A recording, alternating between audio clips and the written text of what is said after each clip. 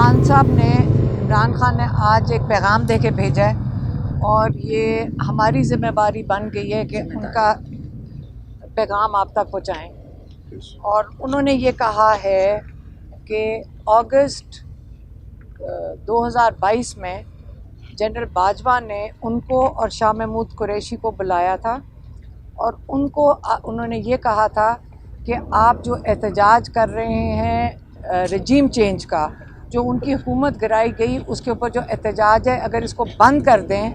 انہوں نے جو ان کو آفر دیا، میں آج آپ کو اس کا بتانا چاہتی ہوں جو خان صاحب نے ہمیں بتایا ہے.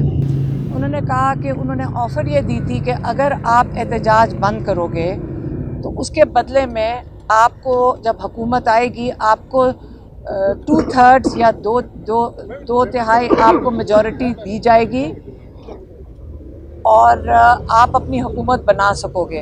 اور اگر آپ یہ بات ہماری نہیں مانو گے تو آپ کی پارٹی کو 30 سیٹوں کے اوپر محدود کر دیا جائے گا. اور اگر آپ یہ چیزیں مان لو گے تو آپ دو تہائی میجورٹی کے ساتھ ہم آپ کو حکومت بنانے دیں گے. اس کے جواب میں خان صاحب کہتے ہیں میں یہ بتانا چاہتا ہوں کہ ہمارے ماں باپ ایک غلام ملک میں پیدا ہوئے تھے. انہوں نے ہمیں یہ سکھایا تھا کہ شکر کرو کہ تم ایک آزاد ملک میں پیدا ہوئے. انہوں نے کہا کہ میں مانتا ہوں لا الہ الا اللہ میں، اور سوائے اللہ کے میں کسی کے آگے جھکنے کو تیار نہیں ہوں.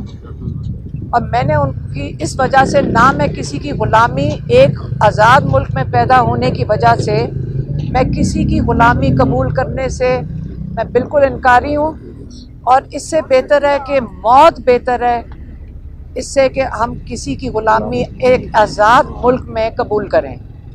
یہ ان کا پیغام تھا، میں نے آپ تک پہنچا دیا.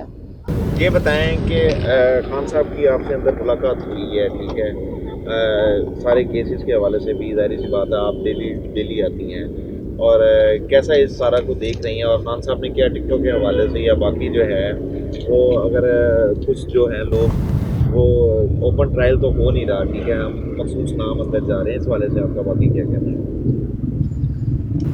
دیکھیں روز ایک کیس ہو رہا ہوتا ہے خان صاحب کا. اوپن ٹرائل میں میرے خیال اب 3-4 صحافیوں کو تو اجازت ملتی ہے آنے کی اندر، اور ہم امید کرتے ہیں کہ وہ صحافی آ کے اپنے باقی صحافی بھائیوں کو ان کا پیغام جو ہوتا ہے وہ دے دیتے ہوں گے. اوپن ٹرائل تو انہوں نے، آپ کو پتہ ہے کہ جیل کے اندر اوپن ٹرائل نہیں ہے، نہ کیسز کے اندر کوئی دم ہے.